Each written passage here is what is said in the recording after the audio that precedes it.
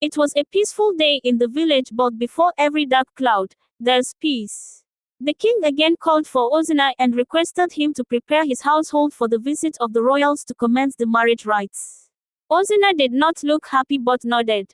The king had been very kind to him and his family, and this new turn of events could mar his relationship with the king forever, and he might lose all that he worked hard for.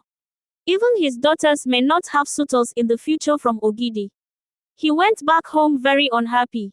He called his wife again and asked her about the response from her son. Mama Ezinwa told her husband to be patient and understanding. She asked him to allow their son to choose the woman he wants, even though this might bring a lot of pain to them. Ezinwa is a grown man now and the need to respect his choice of wife, she said. Ezinwa was in a dilemma. He had to make a decision between what his son wanted and what the king wanted. He couldn't eat that evening but sat outside in his compound till dawn. The princess had also become fond of Ezinwa and was in agreement to her father's decision. She went to Ezinwa's school to pay him a visit. Upon arrival at the school, Ezinwa was seen teaching a group of children and was informed of the princess's presence in the school. He went to meet her.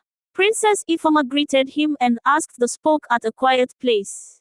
Ezinwa was not comfortable with it since Chidera was in school by then, but he gave her the audience. On their way out, Chidera met them but was quiet and greeted the princess. The princess knew who she was and heard of the rumor of her and Ezinwa. The princess and Ezinwa reached the path between the school and the market square. They stood and the princess told Ezinwa her readiness to settle with him and be his queen as proposed by her father. Ezinwa calmly told the princess about his love for Chidera and was not prepared to settle anyone else. The princess became hot and left with her maidens back to the palace. She went to her father in tears and narrated what happened. The king consoled her and promised to make Ezinwa her husband. That afternoon, he summoned his chiefs and elders including Ezinwa to his palace. He laid his grievances before all of them and told Ezinwa of the dire consequences of refusing his proposal. Some of the chiefs and elders were divided on whose side to be on, while others agreed with the king's decision. Ezinwa assured the king of his efforts to bring his word to pass. One day, some women of Ogidi went to the community school to look for Chidera. When they met her, they told her not to mingle with the king's decision and warned her to disgrace her in the village if she did not stop her relationship with Ezinwa. They poured palm branches on her as a sign of their anger. Chidera stood with tears in her eyes. Some teachers came to comfort her.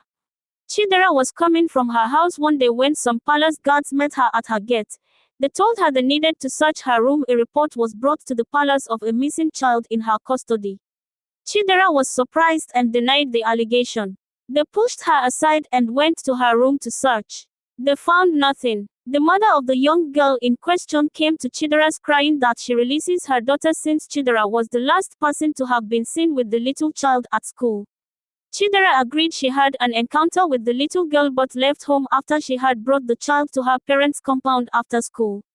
All the women in the village came with palm branches demanding that Chidera tells them where the child was or where she had taken her.